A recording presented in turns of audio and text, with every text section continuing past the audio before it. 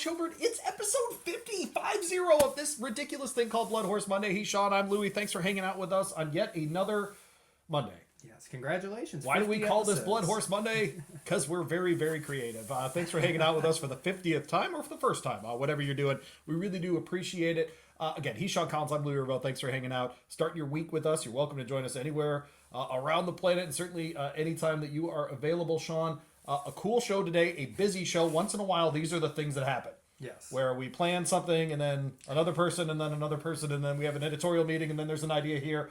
We're three deep today. We will open today with Rich Mendez. He's from the Morplay stables. Shisospicy out of there, and you will hear a spectacular story about here what happened with her in 2025 and what their plans are for 2026. We'll talk to Kevin Kilroy from Fairgrounds in the middle segment, especially about their Oaks Trail. Seems to be one of those spots. Wait till you hear the list of winners out of that place. Yeah, the last decade, or it's unbelievable. And then we'll close the show with Damon Thayer. The Florida Assembly gets together starting tomorrow for their legislative year, and there are two decoupling bills in Florida right now. And so Damon is going to jump on and talk about those with us and their efforts, of course, to stymie those, to quell those before they get to the governor's desk. But Sean, good afternoon, sir. Good afternoon, yes. How are you? Happy 50. Happy 50th All right, episode. so nice to be back in Kentucky. You are sitting next to me. It's very smelly in this room.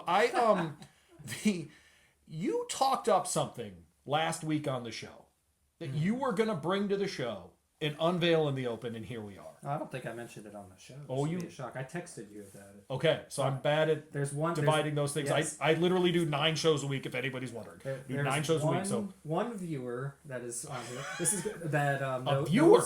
One viewer that knows what's going on here. We have a viewer. So, Louie, I'm not showing this to Louie yet because I wanted his support. I didn't know we had viewers. I'm excited. So anybody that is listening on Spotify or anywhere else.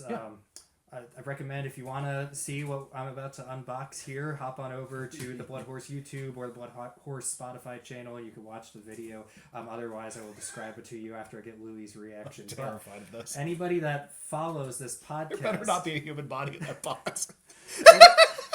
Anybody who follows this podcast or has been following it for the last few months, I should hopefully enjoy this because it's something cool. I want to give a shout out to Joe Moore. He's a good friend of mine, a thoroughbred owner. Okay. Hopefully starting to build Wisconsin as a future... That's where I know that name. Yes, a future spot in horse racing. So we wish Joe the best of luck there. But he has been listening to us since the very beginning. How about that? And he...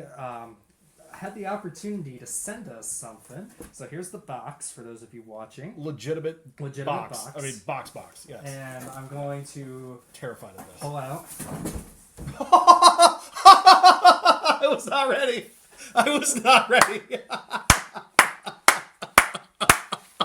After all that talk with Kate Hunter about getting our horse plushies from Japan. Wow. Here is the Forever Young plushie.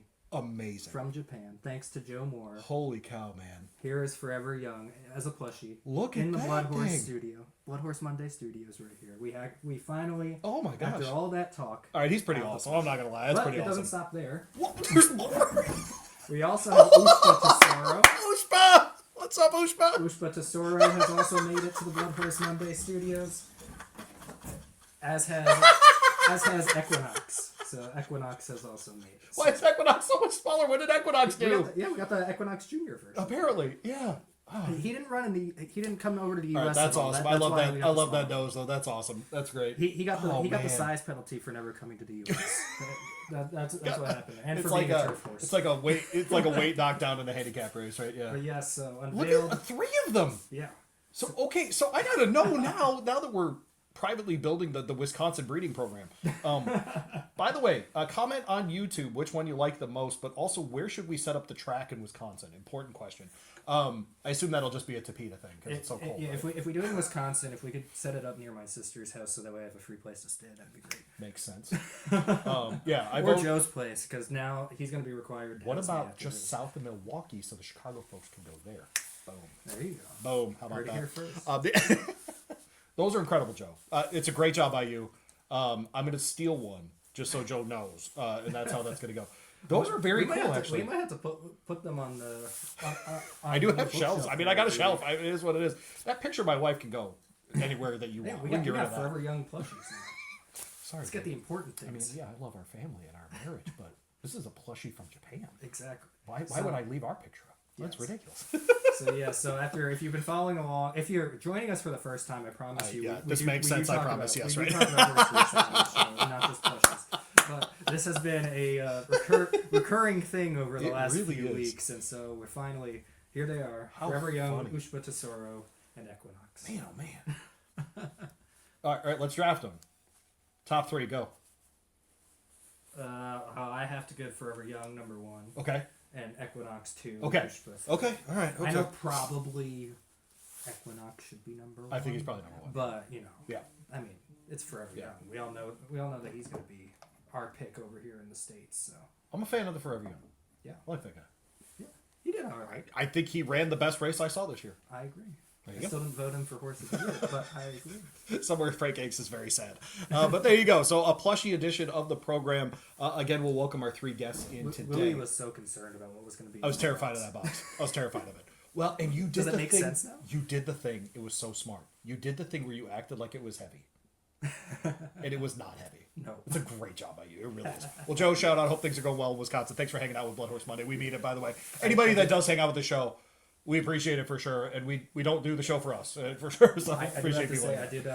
I did have to do a wellness check on him yesterday. Thankfully, he sent these ahead of time. The Packer game. Yes. Oh no. So Joe and I. The Packer game. Yeah, we text very frequently. No. I did not hear from him for the entirety of yesterday. So finally, like around 6 o'clock yesterday, I had to send him a wellness check, make sure he was okay. They gave up 25 points in the fourth quarter. Don't remind him.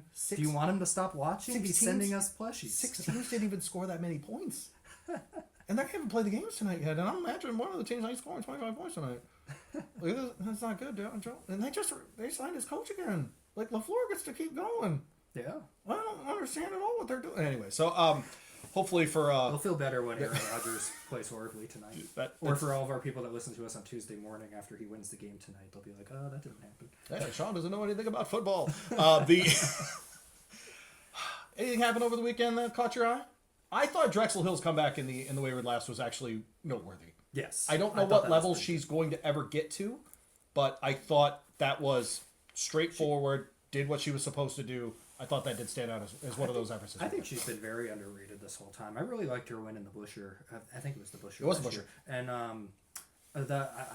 had her pretty high ranked on my Oaks board, and she ended up running second in that race. So I thought I've been very high on her from the beginning, and she seems to come back. She ran a good second first off the layoff to a very good horse, and then she comes back with that strong win, sitting closer to the pace than she has been. So I think that was a positive sign moving forward. I want to give a little shout out to So Happy.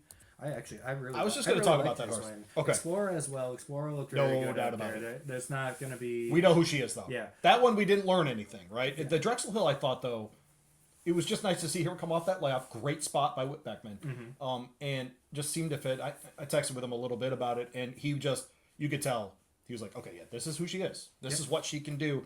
The speed numbers are never going to blow you away, that kind of thing.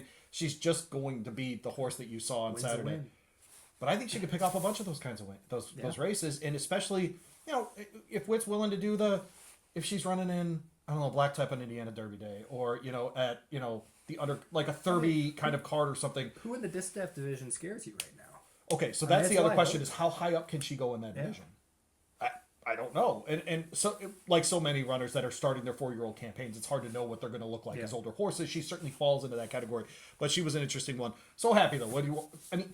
Yeah. The question is the breeding, right? Can you go?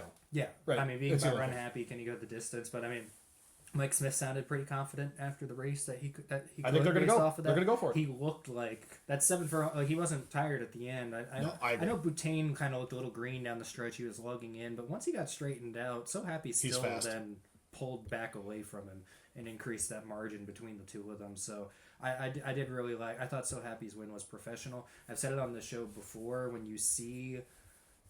Like when we saw journalism or when we saw practical move, when you see a horse beating the Bafferts in these races I know this isn't technically the Derby Trail yet because there wasn't any points, but that is a lead into the Derby Trail. I want to talk about that actually.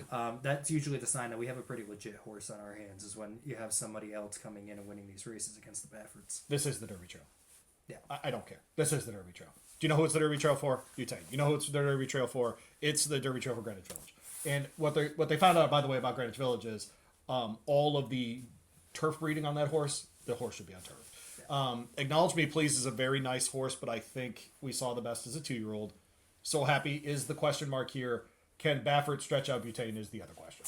Yeah. That's the real question. But the thing about So Happy is, what did you see that made you think he needed to stop immediately when the race was over? I saw none of that. Exactly. It looked like he could have kept going. Now, can he keep going to the mile and quarter? Like, even if he could stretch out to a mile and the 16th for the San Felipe, what does that mean for the mile and 8th for the Santa Anita Derby, the mile and a quarter of the Kentucky Derby? But I mean, if I'm in those connections, I'm gonna give him a shot. I'm gonna give him a shot, and if it doesn't work out, I mean, being by Run Happy, I mean, you got some nice options, especially there in California as far as the sprinting goes moving forward. So this is okay. So this is Mark Ladd, who had 1 win in his last 30-ish stakes or something, graded stakes coming into this. Okay, so this was not a small thing to win a grade 2 here. Number one. So congratulations to those connections.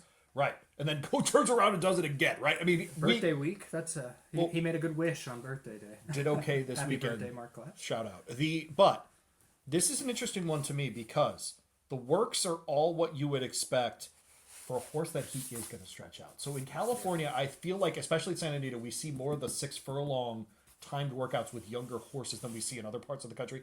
I wonder how much is the Baffert effect, because he likes to do that 5-6, 5-5-6 kind of pattern with his more serious contenders, uses training to get their endurance up, right? As opposed to running his horses in. We talk about people training. This is more endurance training. That 6 furlong workout at the end of December, before all the rain came and they had to move everything to the Sapita for those works, I think is an indication that they're even within the connections thinking about, okay, let's give a little stab at the Derby Trail, and I think they should. He's got Blame Mare on the bottom side. I mean, that's distance right there, so why not? Well, who's Run Happy sire? Everyone always forgets. Super Saver, Kentucky Derby winner. It's there. I get that some of those babies are like that. On this horse. Here's the other one. We're going to talk the connections of Shisospicy. You know who the damn side is, right? That's distance. Mm-hmm. Batoli's a miler. It turns out his daughter's a 5 furlong horse. Okay, good luck with that. Why can't So Happy be a 2-turn horse? I think he can be, for sure. All right, well, let's get into it with the Shisospicy connections from Morplay Racing. His name is Rich Mendez. He's going to join us here on the program. Make sure you stick around for that one. Very, very fun. Kevin Kilroy from Fairgrounds after that. And, of course, we'll close with Damon Thayer and the decoupling issue there in Florida. BloodHorse Monday. Sean Collins and Louie Rabaut. Here's our discussion about Shisospicy with Rich Mendez from Morplay Racing. Continuing our conversations moving into 2026 here on BloodHorse Monday. He's Sean. I'm Louie, hanging out with you yet another edition, the 50th rendition of this program. Appreciate everybody hanging out with us. I want to talk to the connections of Shisospicy, a popular one on this program. Of course, the Morplay Racing folks. And Rich Mendez joins us from that spot. Rich, thanks for kicking everybody out of your office so you could do this. How are you, man? You doing all right? I'm good, man. I'm good over here. Good. Well, nothing to really talk about here, Sean. With Shisospicy, man. Almost just nothing to get into. Are you guys in Kentucky? Yes, we are in Kentucky right now. Man, it's cold up there. I saw all the snow at Keeneland. Kind of wish I was there just for a little piece of it and then head out. But get out, right? Yeah. Yeah. It's at somewhere warm inside of the sales ring. That's right. Yeah, that's exactly right. Well, let's dive into Shisospicy. We'll get into the Breeders' Cup here in a moment, but you guys made the big announcement last week that she's going to be kicking off her 4-year-old season, heading to the Middle East to run in the 1351 turf sprint in Saudi Arabia, and then hopefully maybe a trip to Dubai after that as well. Just what's your excitement level, and what went into the decision to take her overseas? Sure. You know, we thought about it, right? But when we look at it, when you look at what's out there for her, unless we stretch her out above a mile above that, I just think this was the right way, right? Look, at the end of the day, there's more money over there. I'm not sure about the competition. There's definitely a lot of competition on that side of the world, and we wanted to just let's put her out there. Let's send her there. As long as she takes the trip, well. There is a bend over there in Saudi, where she can does her best, and I think she's got a legitimate chance to go out there and win. If we didn't think so, we wouldn't send her. So I think it puts her. It's like, okay, she's done what she's done here in the States. Let's put her out there and see what she can do over there. When we and I really truly believe this, knowing her from the beginning, is when we had the at the Breeders' Cup when they were drawing. We wanted somewhere in the middle, right? Call it what it was. But we were a little disappointed that we got the 10th slot. And, I literally believe that she just breathes different air, right? She's just good. She's got the speed to come out of the gate, position herself. So I think we all settled in and said, okay, you know what? This might be the best spot for her. A ride could look in and see who's there, and she did what she did over there. So, but we're super excited about sending her over to Saudi and hopefully to Dubai. Well, we had Jose D'Angelo on the show the day after 2 days after the Breeders' Cup, after she had won. And he had mentioned, you just said right there, it seems like she breathes different air. I mean, the plan to run her in the Breeders' Cup as a 3-year-old filly, that began, sounds like, all the way back in the springtime. You guys were that confident in her. So what is it about her that just makes her so special to where you guys had that plan in mind that far in advance for a 3-year-old filly, but then also thinking that, she's the number 1 turf sprinter potentially in the world? So I sat down with him at the at an airport. I forget where we were. I don't know if it was in Kentucky. And I just said, listen, what's our plan with her? Like, really, we're seeing what she can, potentially do. But what would be the plan? And Jose believed in her way before. He wanted her. He's never asked me for a horse. He's never said, hey, Rich, go buy this horse. We need this horse. But when he saw Shiso, and I bought her as a yearling, he really wanted her. And as she progressed, she's one of those horses that does everything really well. Well, at least at the beginning, she had a little bit of trouble. She had a lot of anxiety. She was a little bit nervous, but she got over that. And even now, she's never breezed in company, right? And if you watch her breezes, she's never asked. As a matter of fact, in the last one, the rider had to kind of pull her up a little bit, and she still went 47 in one, I think. And she took the curve, on the outside. So who knows what she could have done. And she's been very consistent, very, very consistent every single time. So from the beginning, we just thought that we had something special. We didn't know, of course, how special, but she's proven every single time that she's up there with the best. Talking with Rich Mendez. He's from Morplay Racing, and of course the connections of Shisospicy. Will start her 2026 in Saudi Arabia. Let's go to that Breeders' Cup. One of those great races for sure. She breaks like she does. Was there ever a doubt in your mind, Rich, once you saw the break?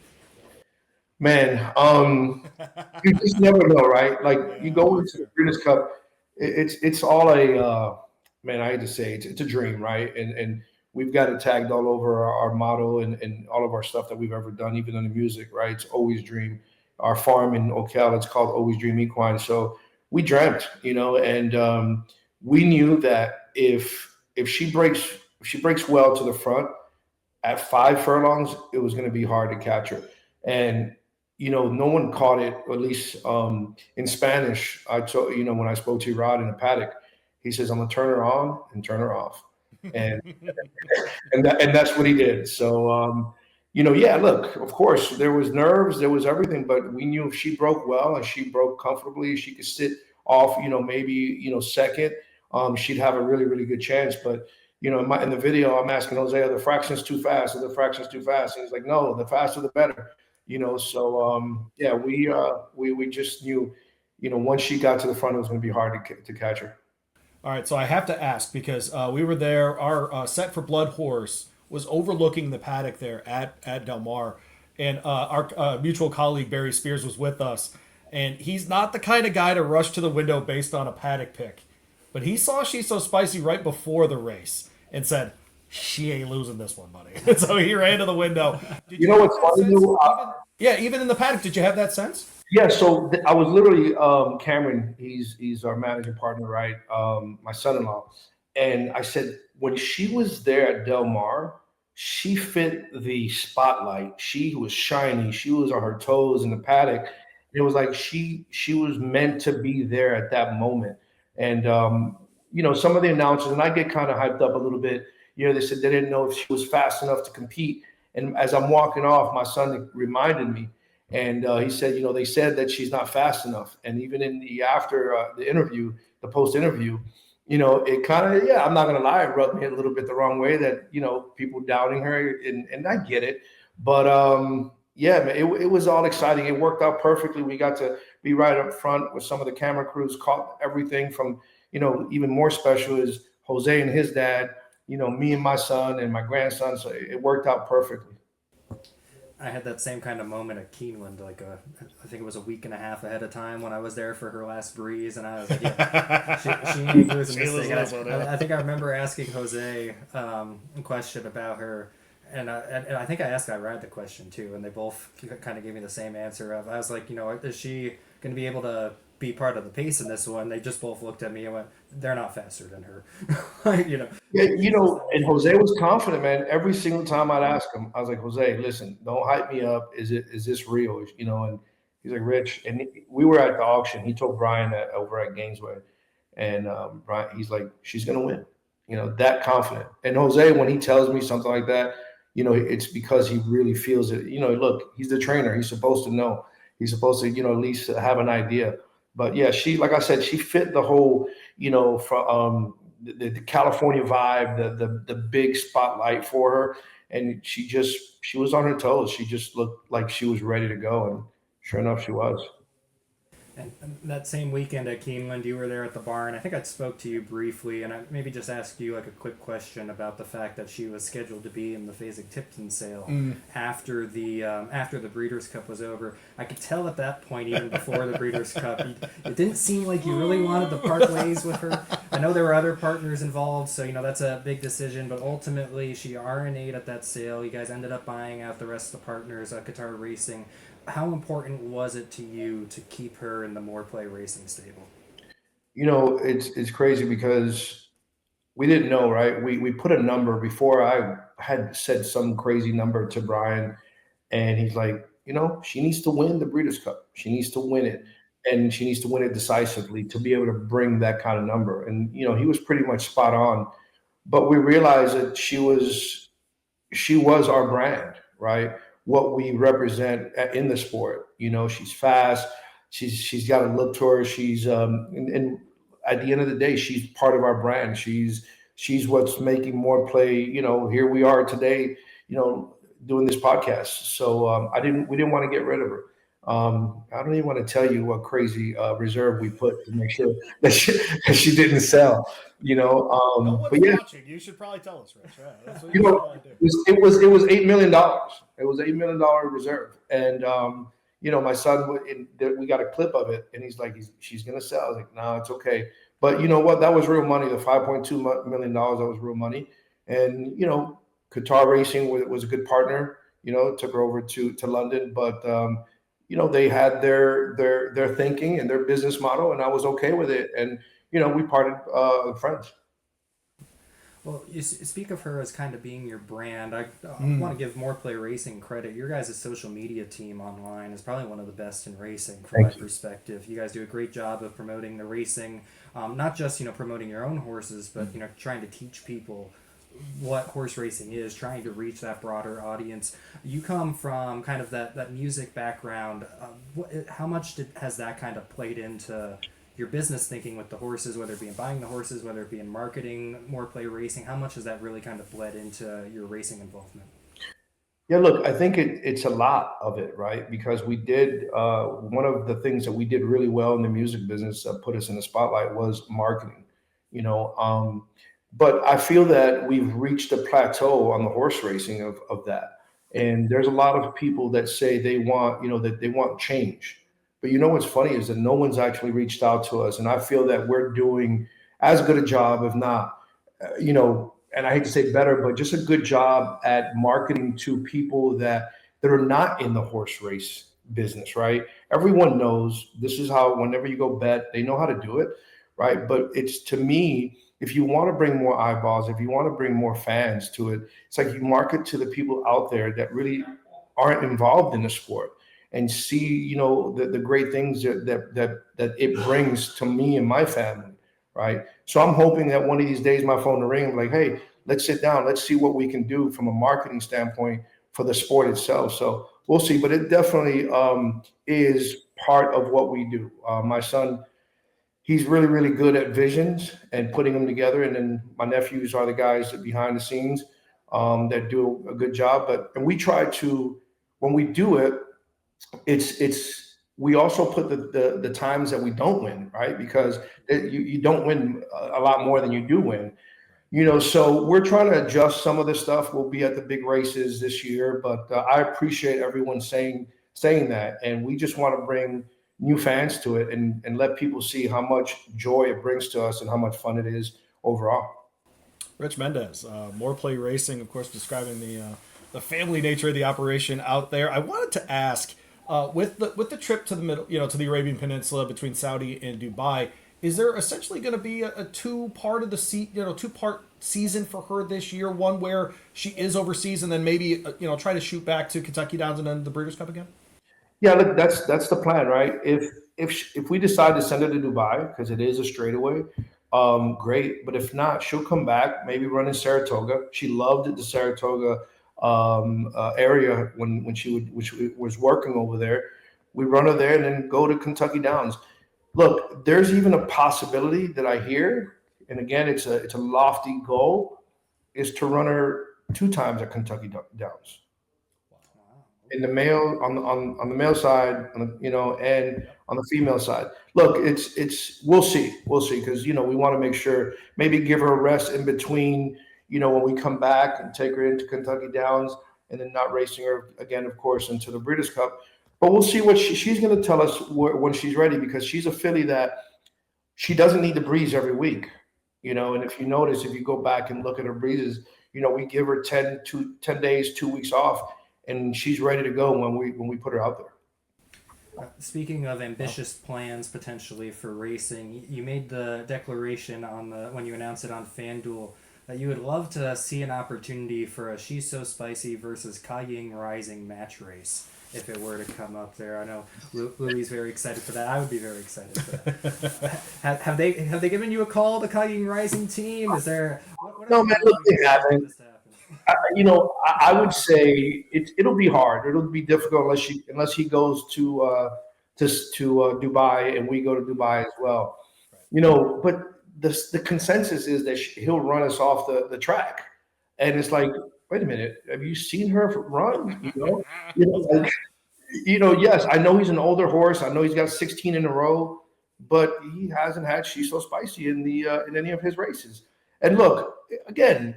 If it happens, great. I think it's good for the sport, But again, it's how do we do it? Because they're not going to come over here. We're not going to fly Shiso all the way to Japan, and plus it'll probably be impossible to do a match race, which would be great. But I think it's just good for the sport to even think about it, to talk about it, And who knows? Maybe it's a pay-per-view situation. I don't know if they've ever done that. So just different ideas. But yeah, I would love to see her go against them. If it happens, book me a ticket. We're right in the front row. I gotcha. For that one. It'll be fun. Probably overpaying for that one. I'll try to get credentialed, I guess. But no, but Rich, look. The last thing I think about her to mention coming out of 2025 is we have these things called the Eclipse Awards. Sean and I get to vote on those. I'll say this publicly. I voted for her in 3 categories this year. She's so spicy. I thought that much of her year. I think how you campaigned her was worthy of an Eclipse vote in multiple categories. And so congratulations on that for sure. Just being a finalist, frankly, in 3 categories with 1 horse is remarkable in itself.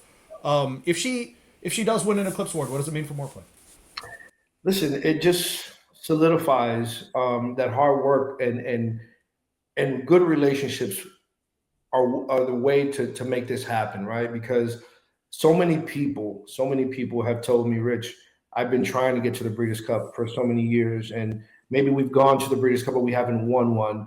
And an Eclipse award, for us, it's great, but just for her to be acknowledged, it's all worth it. And I just think it just shows, like I said, that we came into a sport we didn't know anything about. Kind of the same thing with the music business, but that's a longer story for a different place. We didn't know much about it.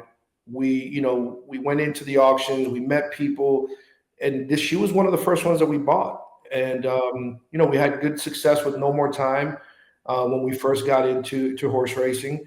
And, it's just one of those things that you get lucky, right? But you have to be in it to get lucky. You have to be able to, go through some of these ups and downs of the racing side of the world. But she ended up on our lap. And she's just a phenomenal filly. You guys know It's hard to get this, and hard enough to, I mean, maybe get one Eclipse Award, but the possibility of getting three, I don't even know. I don't know.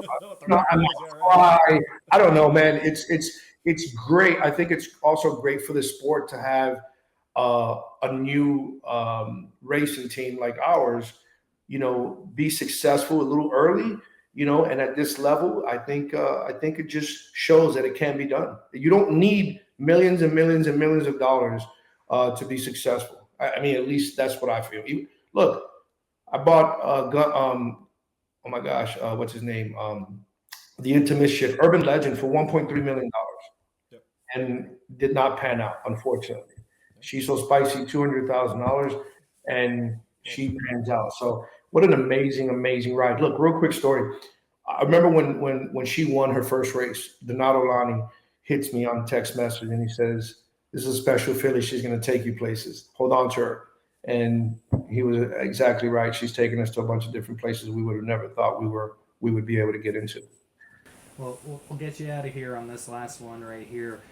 So you mentioned kind of your team is new to the racing industry. What is it about the sport that's captivated you? I've loved horses from when I was a young kid. Seeing the races, seeing them as just these amazing athletes. My son played college football. My daughter's always played sports in high school. We played sports, and just watching them was just always amazing. My uncle used to be a jockey. He's now at Gulfstream. He's the weighmaster over there, Victor Sanchez. And I always just wanted to be involved, and I just couldn't afford it, at the time. And it's just when you're around them, for me, it gives me a sense of peace, right? And in the world of business, music, entertainment, or whatever, most businesses, it gives me a sense of peace. And competition is when you want to compete at this level. There's certain little things that you have to do. And for me, my grandson, to see him around the horses, my granddaughter, see her around the horses, it just makes it all worth it. If you go back to the video of the Breeders' Cup, my whole family's there, right? Like that, my whole immediate family is there. All of that, it just encompasses what horse racing can do for anyone. Well, he's Rich Mendez from Morplay Racing. Of course, the connections of She's So Spicy. Looking forward to a spectacular year with her. And you heard it here. She's running twice Kentucky Downs, maybe three. Jose's going to kill me. Let's do one race every day of those 7 days. Boom, there it is. Boom, just get it done. She's ready to go. She'll be shipping out on the 2nd to Saudi, and we look forward to an amazing trip. Well, a bunch of safe trips in 2026. All the best, Rich. Thanks for joining. Thanks so much, guys. Great job always. Take care. Appreciate it. Thanks, Rich. There you go. Rich Mendez, Morplay Racing. Something he said, it's interesting. I think we kind of underrate the star power of last year, the horses that ran. Yeah. Yeah, because we have, when you have a horse that's going to win Horse of the Year like Sovereignty, it sometimes puts up it's almost like, we've got a banner here. It's almost like standing on the other side of this, like, here's Sovereignty. And you forget that journalism did all the work of the Triple Crown. You forget that She's So Spicy has this incredible run of stakes races in North America, that we have, I don't know.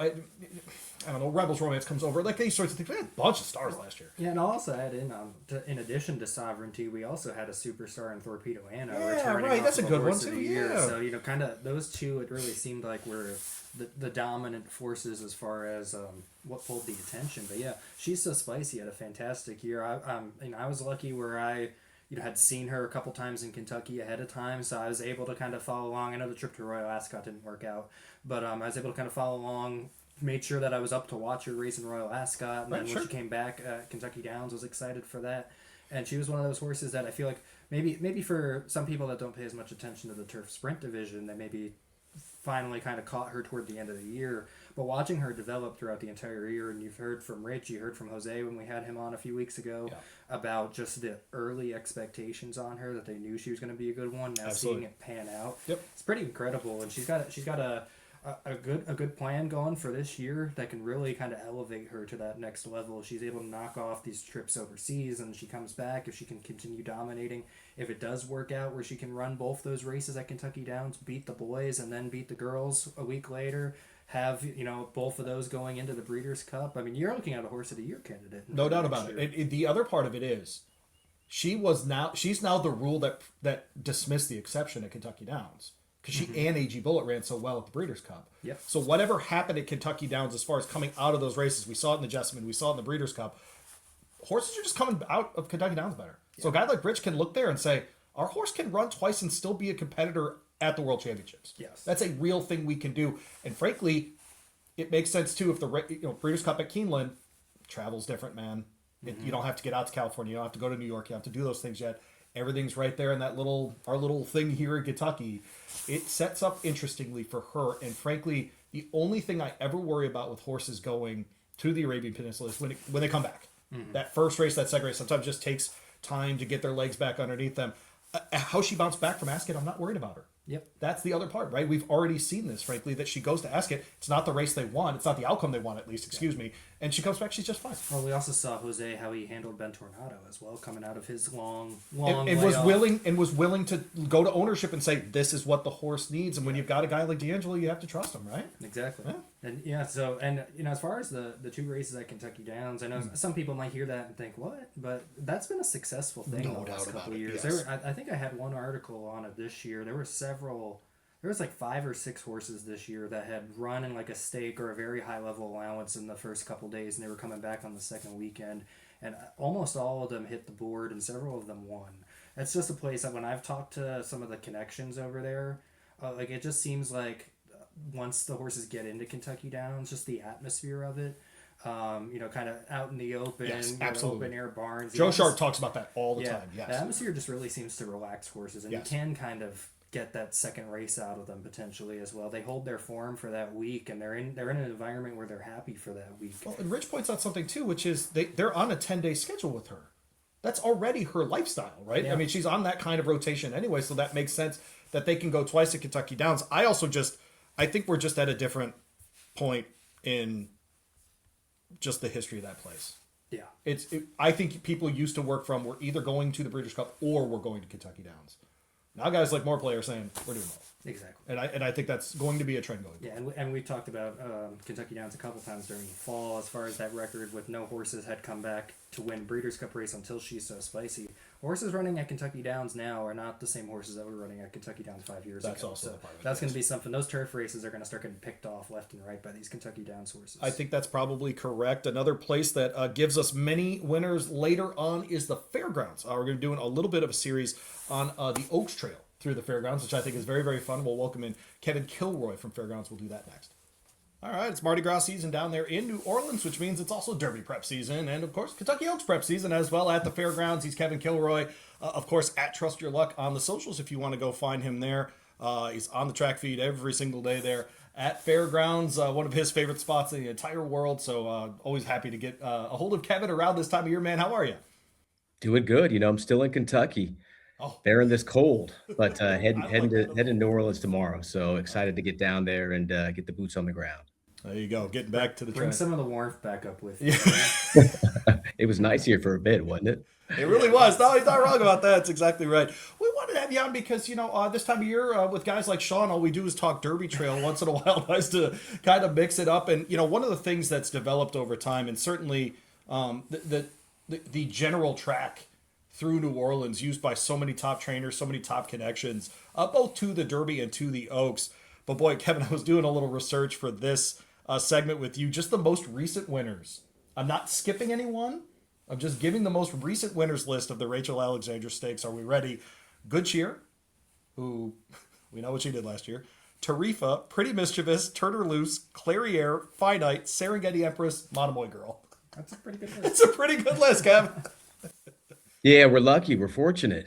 You know, I mean, just the makeup of our backside, you know, in terms of Steve Asmussen there every year, Brad Cox every year, Brendan Walsh, his rise has been fantastic. Cherie DeVoe now, there's no doubt that she's one of the top barns in the country. She's been a big part of Fairgrounds for the past few years since she got her license out, and it's a thrill to have her there. And then everybody else who shows up, you know, Tom Amos, you mentioned Serengeti Empress, Al Stahl Jr., Dallas Stewart, Joe Sharp. We got them all, right? They're there. The track's fantastic. The horses are there. We're always just hoping that they run with us. And we've been able to see, especially in the Oaks, some very, very good ones recently. Yeah, it's been a remarkable set of horses that have gone through there, and frankly, on to later success. And it's interesting, Kevin. One of the things about the Arkansas, the Arkansas Trail, good Lord, the Louisiana Trail here, as I mix up my southern states, is the fact that it is a little bit earlier in the calendar. Do you find that a guy like Brad Cox or Steve Asmussen or something, it's more just, hey, Louisiana's a good route, so I'm going to use that, or do you think they like a little bit of the spacing as well? I mean, spacing is always a part of their decisions. I'm not sure exactly what the terms of their thought is in between that distance between the Fairgrounds Oaks, the last prep, and the Kentucky Oaks. It's usually about 6 weeks, just sort of right in there. And I mean, I think that's kind of the norm is thinking about giving your horse a good spacing to have them recover, have them get right back in their mind, especially when shipping to a new track. But I'm not exactly positive in terms of what their thoughts are with that. Yeah, well, I mean, we see on the Derby side, for example, we see a lot of the horses that end up running in a race like the Gun Runner continue in every single step. We see so often where, like, say Gulfstream, for example, the Holy Bull winner will set out the Fountain of Youth, come back Sure. before the Derby, something like that.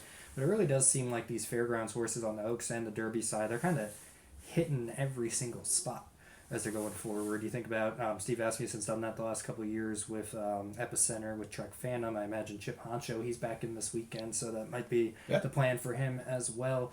As you said, it's just really, that kind of atmosphere down there that's really starting to get people, or keeping people involved in the racing. Seems like there's constantly good field size down there as well.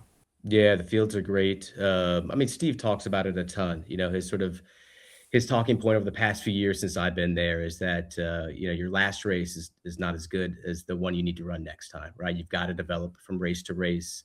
The way that the series lengthens in terms of the Derby and the Oaks, preparing for that first weekend in May is definitely, I believe, and hearing Steve talk about it, just a big benefit for the trainers to be able to know what they have, know what they're working with, and if they've got a real shot come that first weekend of May as they're graduating from race to race and lengthening each time. Kevin Kilroy with us from the Fairgrounds there in New Orleans. I wanted to ask you about some of these recent winners. I don't know if you've got some personal stories with any of them, but I mean, even the horses that I haven't mentioned, Kevin, who came through there, I didn't mention, say, a Hoosier Filly, or even someone like a Hidden Connection, something like that. Just the overall number. I remember, for example, just that 2-year-old Hoosier Filly. My gosh, we all couldn't get enough of watching her when she came down to New Orleans. Do you remember much about her trip down there?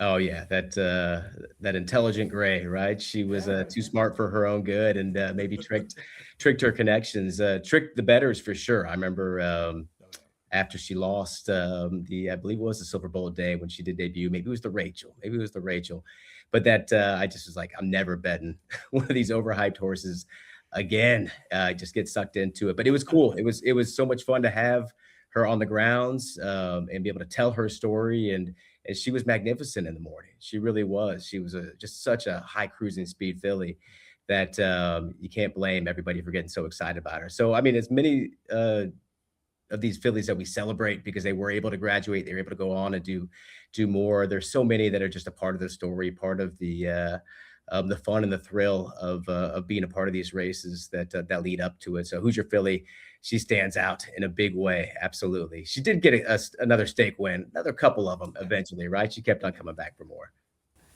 Well, we all see you on the TV screens down there when it comes to the betting side of things, but you're also doing quite a bit of work, on the writing side of things, talking to the connections, getting these stories, putting them out there for the rest of us to read. Just what's your enjoyment level on that side, getting to spend your time in the barns, getting to talk to these connections and learning more about these horses?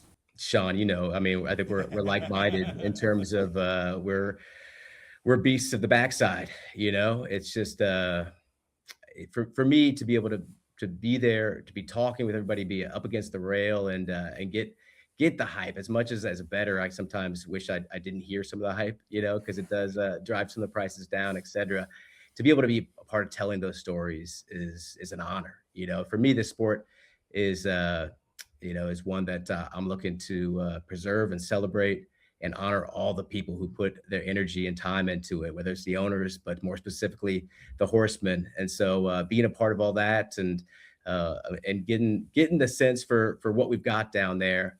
I mean, not to look too far ahead, but Bella Ballerina, and talking to Brendan Walsh. I'll never forget being at the Santa Fe. So not the backside, but the bar that everybody hits up after. Being at the Santa Fe and Brendan Walsh, I mean, I never forget the way he said special when he told me about Pretty Mischievous, that he really did think that she was special, and that seriousness, that earnestness that, Brendan just has. He's just a charmer like that. But recently he's up on the horse, and I'm in the hut there, and with the other trainers, I'm just kind of talking to him. I'm like, well, what do you think? Bella Ballerina, half the Pretty Mischievous, so successful, obviously getting to the Kentucky Oaks Championship through our trail.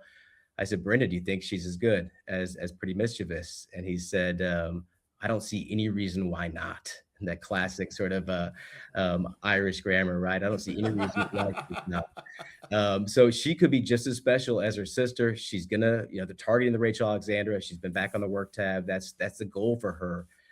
So Godolphin, Louie, something, you were mentioning off air. Yeah. Good cheer, Pretty Mischievous. We'll see about Bella Ballerina. She could be the goods. Yeah, it's interesting watching who sends which horses where, right? Which level of contender they want their horses in the different, the different circuits, the different parts of these trails. Kevin, this year was the first time since Serengeti Empress that I made a decision on the Oaks of the Derby simply on the physical stature of a horse. When I saw Sovereignty, I decided I was betting on him in the Kentucky Derby. Serengeti Empress was that horse before. In 2019, I saw her before the Oaks. I asked someone which colt that was running in the Derby, and it was Serengeti Empress. So I decided to just bet on her that day. I think Joe Kay had her with me, actually. I seem to remember that one. Outside of a Serengeti Empress, of those last couple of winners, does anyone just remind, like, you talk about being at the barn and those things, anyone stand out? You just remember seeing her and going, my goodness, that's a racehorse. Well, I've got an opposite with Good Cheer. Seeing her in her stall in Brad Cox's barn, and so unimpressive.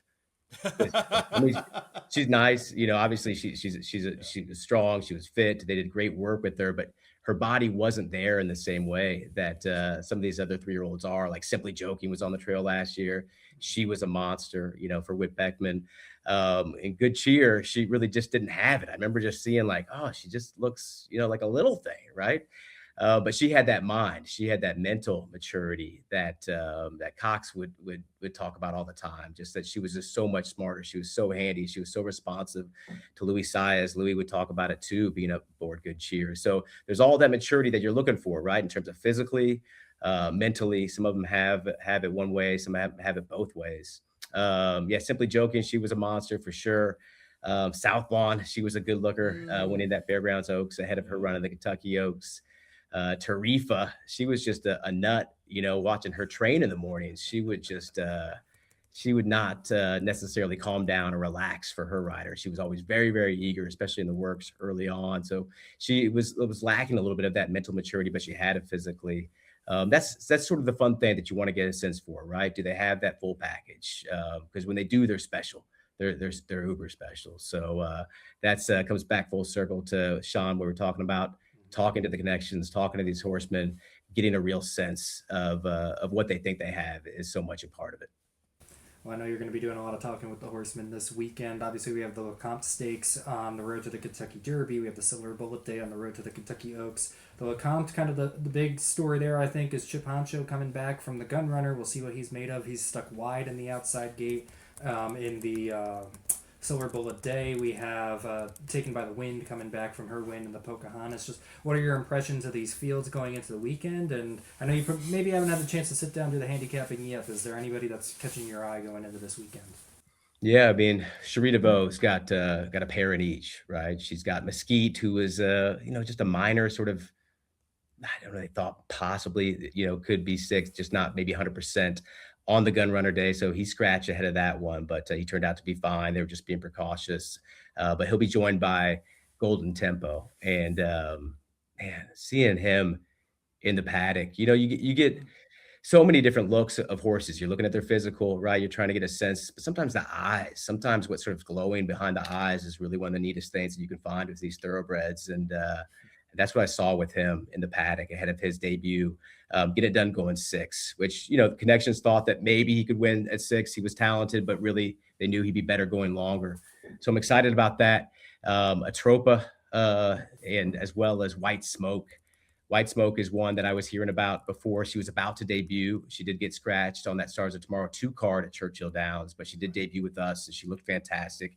She ran a huge figure. She came from behind. She proved to be very nifty, navigating that field. And I think she faced 9, and she was able to get from last to first. So White Smoke might be the play for me. That being said, Pashmina in the race, the Rob Actress trainee, she looked much the part of just a big, strong filly like you're talking about, Louie, who sort of has that weight and has that physical that you're looking for in her maiden score. Now, she went to the front, and I talked to Ben Curtis. I talked to these jocks after that could be really insightful. And he said, I didn't want to be on the lead. That was my bad. I probably should not have put her on the lead, but just sort of how the race unfolded without much pace signed on in there. So Pashmina, I think with a settled trip, with a relaxed trip, she could really show everything that she's capable. I'm excited about her. Dancing in Old Town as well. Don't sleep on that Keith DeSormo filly. She was always training huge at Churchill Downs. I haven't seen her since she's been at Fairgrounds, but I'm excited to see her against this stakes company as a maiden. I think she does fit.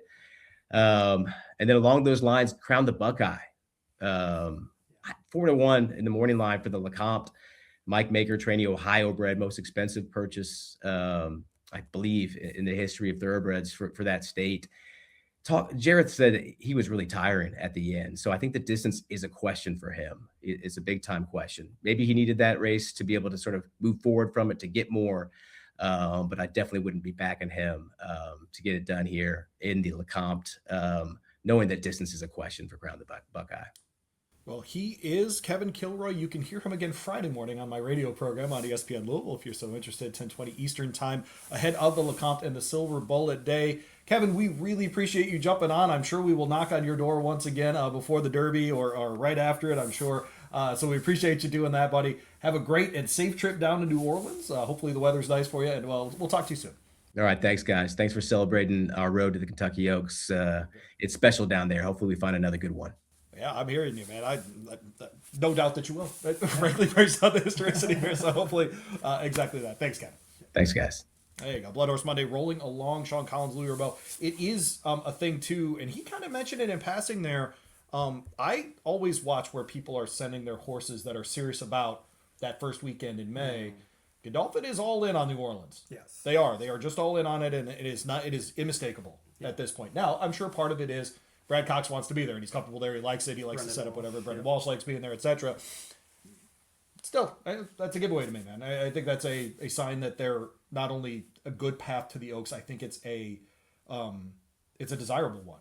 And the interesting part with the spacing that he talked about, doesn't it seem like so often a good cheer, for example, is just she gets to the Oaks and then maybe one more race and she's tired from the qualifying process. I wonder if some of them do see in other examples that we have of some of these pretty mischievous, or a Clairiere, for example, where that spacing allows you to kind of recalibrate and start a new form cycle after you're at New Orleans. Interesting one.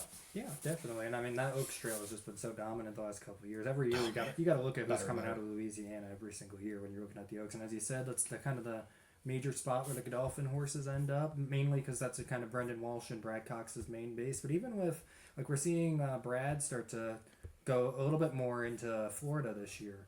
And so we're really looking at, he's still going to keep kind of his top fillies in that Fairgrounds road to the Oaks. It just seems like that's kind of the main spot where a lot of people want to be right now. And when you have guys like Brad, when you have guys like Brendan who are making sure each year that the top filly in the barn is on that trail, that says a lot about the trail. All right, and our final guest today on the 50th edition. How about that? 50 episodes of this thing called BloodHorse Monday. He's Sean, I'm Louie. Is Damon Thayer. He joins us from the Thoroughbred Racing Initiative. And, of course, we're talking decoupling there in Florida. New legislative year starts tomorrow in Florida. And Damon, sounds like, unfortunately, some stepped-up efforts on the decoupling side of things. What are some of those efforts you can tell us about? And good afternoon. Thanks for being on. Thanks, guys. I appreciate the opportunity to be on the show and bring your viewers up to date on what's happening in Florida. Quick recap. 20 years ago, the Florida Legislature authorized, with the agreement of the horsemen and a local referendum in Broward County, Gulfstream Park's ability to have 2,000 slot machines in the property, on the property there at Gulfstream Park. By the way, there are only 500 slot machines there, so that's significantly lower than was authorized 20 years ago. That was called coupling, the coupling of gaming and racing. For the second year in a row, Gulfstream Park and its management and ownership, Stronach Group, First Racing, whatever they're called now, they are pursuing a strategy to decouple horse racing and gaming. And about a year ago, our group was formed, the Thoroughbred Racing Initiative, was formed as a coalition of owners and breeders, OBS sales company, industry participants, veterinary clinics, horse farms, van companies, to fight decoupling. We were successful last year. The bill did pass the House of Representatives, but we were able to stop it in its tracks in the Florida Senate. We got a major assist from Florida Governor Ron DeSantis.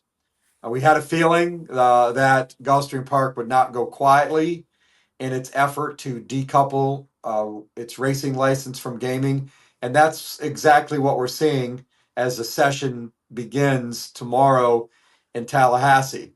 There is the original decoupling bill filed in the House of Representatives, and with a new sponsor, it was pre-filed last week in the Florida State Senate.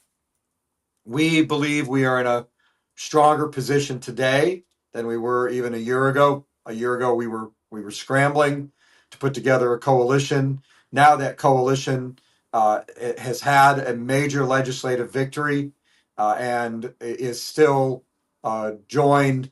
The Thoroughbred Racing Initiative is made up of the Florida Horsemen, the Florida HPPA, the Tampa HPPA, Ocala Breeder Sales Company, and then a coalition, as I said, of interested horse industry participants in Florida and beyond. Throughout the United States, we've got supporters from all over the country who recognize Florida's strong industry-leading position in North American racing and breeding's ecosystem. We estimate that 80% of the yearlings that were sold in the Keeneland September sale are now in Ocala, Florida, getting their early training, their pre-training, and going through their paces before they're sent out to their racetrack trainers around North America. We have a major sales component at OBS, in addition to the major breeding industry in Florida, as well as two racetracks at Tampa Bay Downs and Gulfstream Park. And we're trying to preserve live horse racing at both of those venues as we head into this session.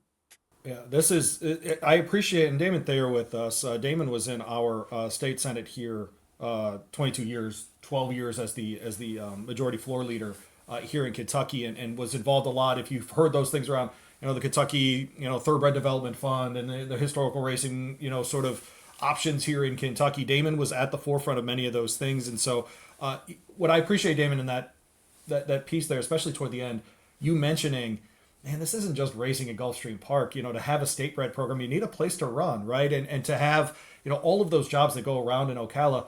Well, if you buy a yearling, it's got to run somewhere too, right? I mean, we need to have, the beginning and the end of this product. And I think people are just learning because of these kinds of, issues with legislation or whatever it might be, how big of a cog a place like Florida is in our ecosystem of horse racing, right? I mean, it's an incredibly important cog in what we do in the sport. It's 33,000 jobs in the Sunshine State with a $3.2 billion annual economic activity. That's right up there with tourism and citrus and the ports. Of course, Florida is a big peninsula surrounded by water with lots of ports. I mean, it's right up there, one of the most important industries in Florida when it comes to its economic impact. but that's just on the state of Florida. You look around the country, and most of the top horses in training got their early lessons in and around Ocala. I'm a partner in the CJ Thoroughbreds operation run by Corey Johnson.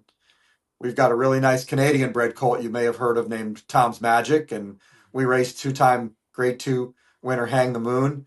We've got 10 yearlings right now, and 2-year-olds, 10 recently turned 2-year-olds, and they're all in Florida. They're all in and around Ocala at 4 or 5 different places where they're getting their early lessons. We've got the full sister to Darth Vader that we own 50% of with John Ropes. Her name is Revenge of the Sis. She's at Ocala Stud. Pretty cool name, Mister. I do appreciate. You killed Sean. You literally killed my co-host. Thanks a lot, David. I wasn't prepared to drop the name on you there. That's good stuff. It is Pretty clever. You got to give credit. You got to give credit to John Ropes for his clever naming with the Star Wars theming. But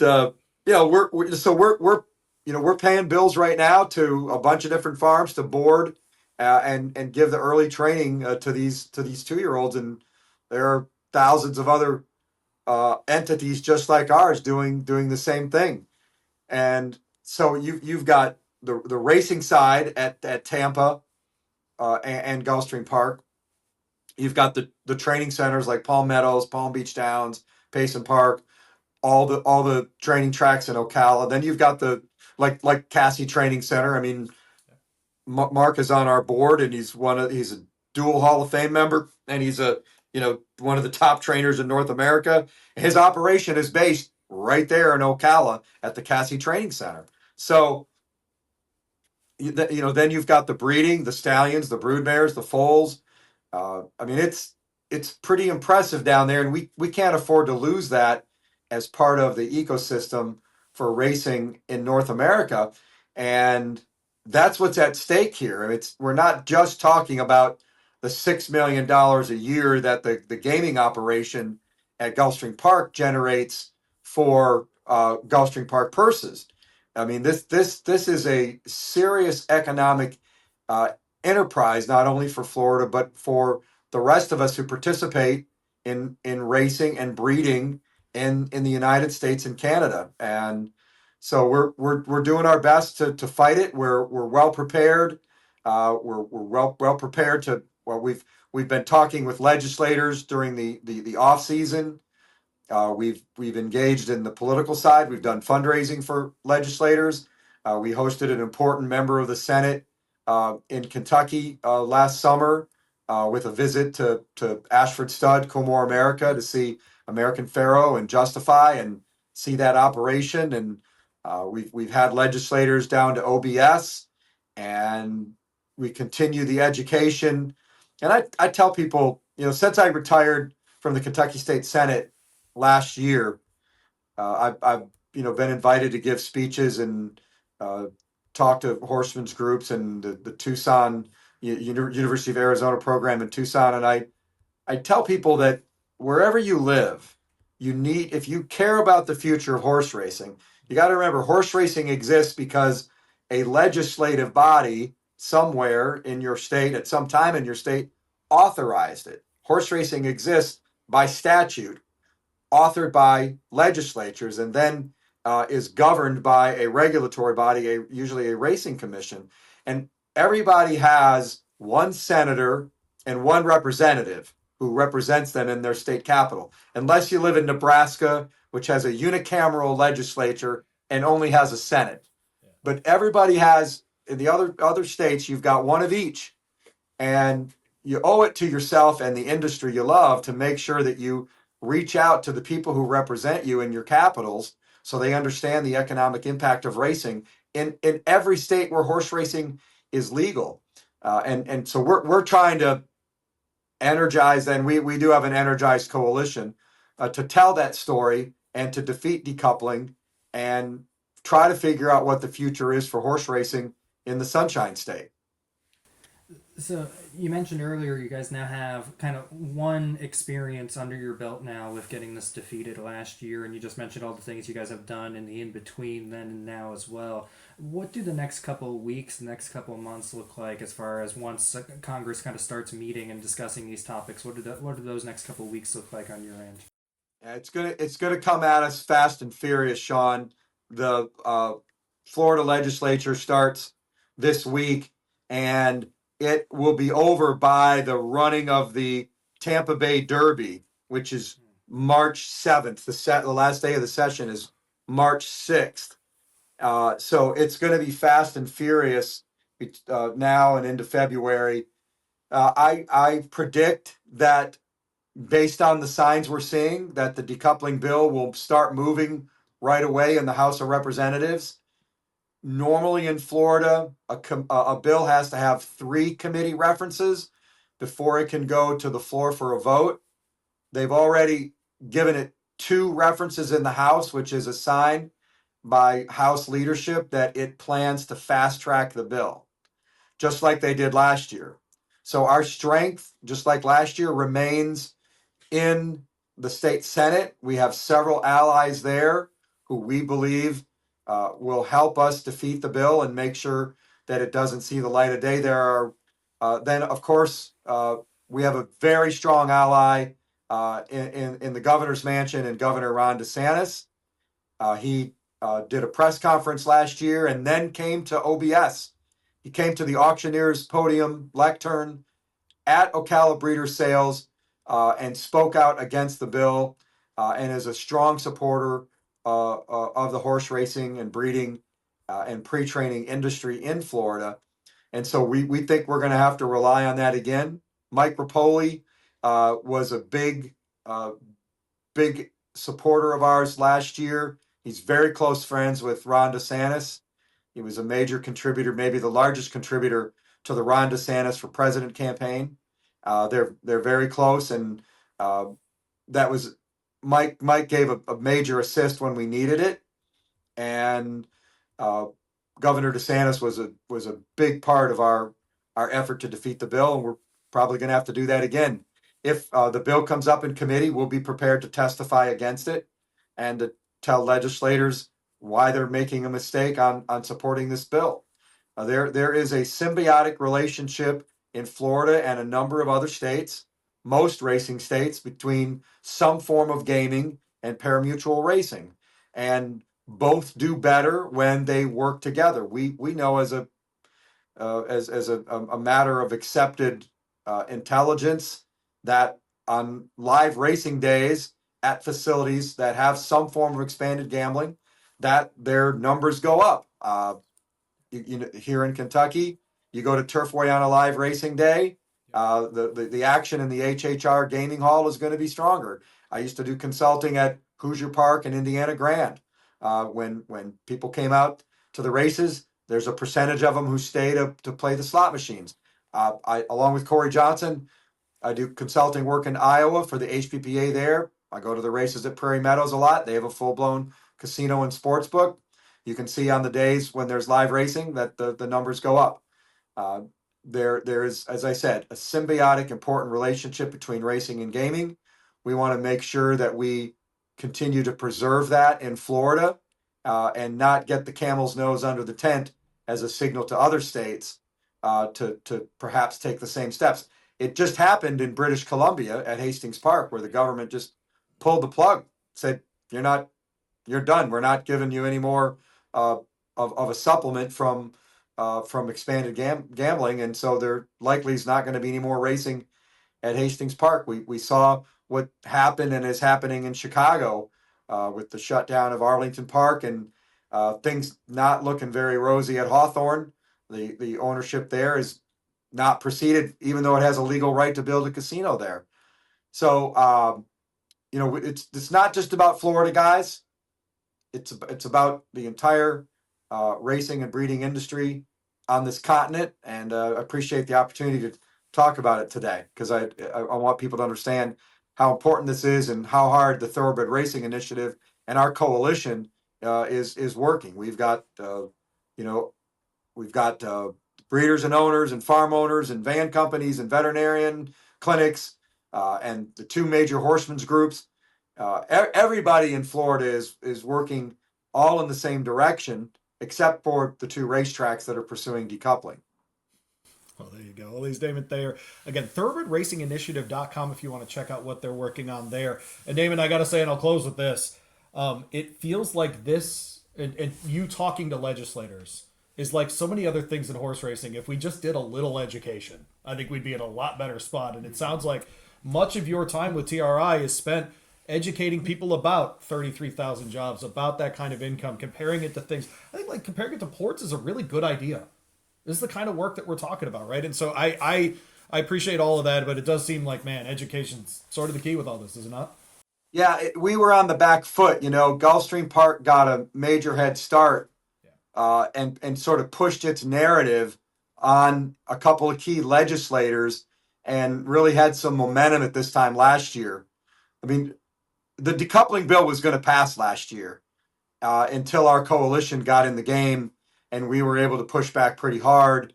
And we've got a pretty united coalition down there to do it again this year.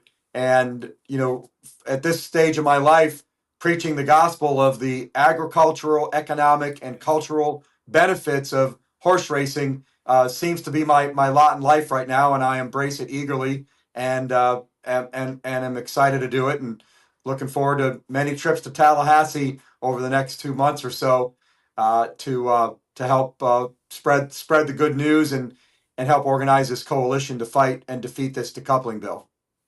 Well, you mentioned obviously. Well, we mentioned earlier your involvement in the Kentucky State Senate, and you've now gotten more and more involved here on the racing side of things. But as you are talking to these legislators, when you think back on your own path, obviously being in Kentucky is probably a little bit different than being in Florida. But what was it about horse racing that originally caught your eye to where you realized like this is important for us to have in Kentucky? This is important for us to be supporting. What was it about the sport that first made you realize its importance? Well, before I got sidetracked into politics, I was in racetrack management and marketing. I worked my way through Michigan State at the old Detroit race course, Go Green, and then I worked after college. I worked at Thistledown for a couple of years, then at the Maryland Jockey Club, and then I came to Kentucky and I did a long stint in the 90s at Turfway, and then I worked 8 years at the Breeders' Cup. So, and I fell in love with horse racing in 1979. I was an 11-year-old kid growing up in northern Michigan, and I watched Spectacular Bid, greatest horse to ever look through the bridle, by the way. I saw him win. I saw him win the Florida Derby, and I've been hooked on horse racing ever since. So it's a passion for me. It was my full-time career before I got involved in politics. Luckily, I was put in a position in politics at a really critical time to help save horse racing in Kentucky because, 5 years ago, we were flat on our back and, we didn't have $100,000 maiden races at Turfway Park and Ellis Park. So it wasn't that long ago that Kentucky racing was under duress and we had to fight back and achieve legislative success that put us on the path we're on right now. And I just feel fortunate that I'm able to take the two things that I know a lot about, and that's horse racing and legislation, and be able to combine it to help the industry that I love. Thoroughbredracinginitiative.com. That's where you find Damon's group and all the good work they're doing against decoupling there in Florida. Damon, thanks for jumping on, buddy. Have a good rest of the week. Good luck with all those legislators down in Tallahassee. Thanks very much. Appreciate you guys having us on to talk about our initiative down in Florida. Have a great week, guys.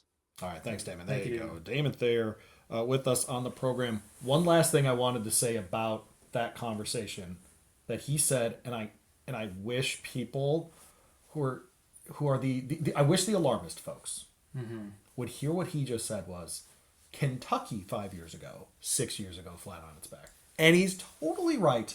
He is totally right. Something I talk about a lot on my 10 to noon show is just because it was doesn't mean it will be. Yeah. Right? And right now, for example, in the wider sports world, did you have Indiana football 2 years ago in the national title game? Because I sure as bleep didn't. Nope. Okay? Now, Damon's point is the right one here, which is you have to make these changes. He's right. The reminder too, and we had Eric Campbell back a couple weeks ago. guys like this, they talk about the agrarian base of the sport, but they also talk about horse racing only exists because a legislator at some point said it can, right? And so it makes sense that you would have to go back to the legislature when you need stuff like this. Yeah. It just makes sense because you exist because of legislation in the first place. It's just part of the deal. And so I'm glad I don't have to wade through those waters. I'm much happier hosting conversations about them. But it's a reminder that while something like Hastings can happen, something like Kentucky can happen too. Yes. Something like Kentucky can happen too. And by the way, I'm predicting it right now. I think we're going to see 4 or 5 other states very soon that we're not ready for doing what Kentucky's doing. Yeah. And I think they're in places that are agrarian based. I think they're in the middle of the country. And I think you're going to see these kinds of initiatives where maybe someone in some state doesn't figure out what the actual economic impact of these things is and how many layers to something like horse racing there are. When you're talking about Prairie Meadows, for example, in Iowa, I think that's one of those states. I'll give one away. I think Iowa's going to explode because of the gaming, because of those connections, because of HHR, all those things. And they're building a breeding program. They're actually building a breeding program. This can happen. Iowa. Yeah. Do you really care? Do you care, by the way, if the Iowa Derby turns into a banger race in the middle of the summer? Oh, I'd love it. Well, thank you. Of course, this would be great. You even look at something like Kansas that's going on, where No doubt about it. They've been fighting Nebraska's in this racing group back for years, and they finally have gotten the green light. They're going forward with it, and they're planning. I think they're planning to start racing this fall, later on this year, and they are looking to have the opportunity to start growing racing in their state. So you're seeing a lot of these states kind of paying attention, especially the ones that are near Kentucky, paying attention to what's going on here in Kentucky, and they're trying to capitalize on that. But, as Damon mentioned, Florida is such a key piece of everything. Oh, my gosh. Even if you're a Kansas-bred, an Iowa-bred horse, chances are you might end up in Florida at some point learning how to be a racehorse. You mentioned the Canadian-bred. Of course, they're coming down too. Yeah, of course. Yeah, no, that's absolutely correct. Yeah. It's such an important piece, and it's an area that we definitely can't lose. I think I mentioned this one of the conversations we had a few weeks ago. If you're looking at the importance of Florida, obviously most of the horses are Kentucky breds that we think of, but the second leading state by a clear margin in number of Derby winners is Florida. No doubt about it. So that shows the importance of the Florida bred program down there. A lot of nice horses coming out of Florida.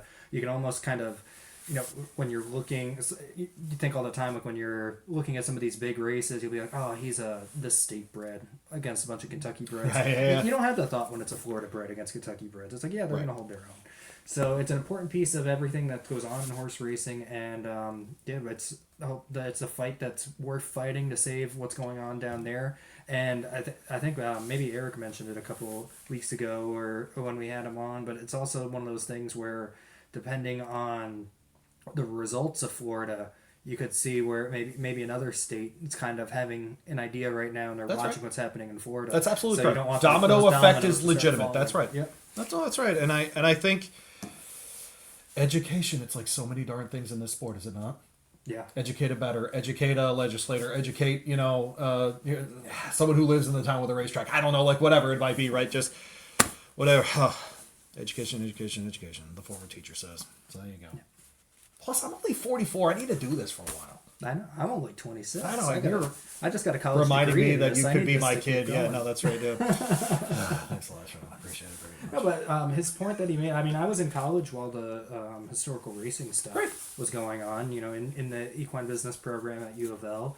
I remember we were having conversations in our classes about, the challenges of it getting passed, and then when it did get passed, how important that was going to end up being. So, everything Damon said about the state that Kentucky was in, just a couple of years ago. When I moved to Kentucky 15 years ago, they were running for $10,000 at Turfway, like 4 times a night. Yeah. 4 times a night, dude. And the other day, I was looking at like a Wednesday card, and every race had 12 horses in it. Yep. It's Wednesday. Like what I'm saying is this can happen because we see it happening, and I don't want to hear that it's just Kentucky. By the way, if California had the same rules, they were doing the same thing. Kentucky would be out of business. Yeah. New York did this. Florida did this, frankly. If Florida did it like Kentucky does, purses would be $300K for every race. Just insane. So many people. All right, man. Well, we should probably let people go. We're probably 700 hours into this show. It is the 50th. We've had a little bit of everything. Do you have a favorite moment from the first 50 episodes of this thing? Ooh. Because I do not. I know you should ask me that question before. Now I gotta think on the spot. I'll be real. I You know love what? I'm gonna throw the whole team under the bus. You ready? Okay. One of my favorite moments. We did the first episode of this thing. If people go back and listen, we did it live. Yeah. Okay. And everybody at BloodHorse hated it. Every single person. They were like, "We're not doing that anymore. You guys are picked the recording. right We need to spot do with this." the wind. Well, and it was hurricane winds at Churchill Downs that day. Yeah. It wasn't anything that anyone did. They gave us a very nice spot. All the people were very nice. It was, it was whatever. The decision to record this thing instead of going live, still my favorite moment. Yes. And I will say, I think if people don't know, this is not a standalone thing. Sean and I don't just show up on Monday and do this. There's planning, there's meetings, there's all this stuff. The team we get to work with is spectacular. Yes. Really, really great people. And I do want to give a shout out. We had 3 great guests on today. I want to give a special thanks to everybody that we have had on through these first 50 episodes, especially some of the guys that got on at the beginning when we were just getting this thing started. I know the BloodHorse name carries a lot of weight to it, but when we're just 2 guys who are relatively new to the industry, for them to give us the time that they have, they've all been excited to be on. We've kept a lot of great relationships with everybody after their interviews as well, keeping track of some of the stuff their horses are doing. As you've seen, we've had people like Aaron Wellman, Michael Plus, Banahan we on multiple times. I mean, the bump from coming on this show. Yes, yeah, I know, and the horses have been running come well.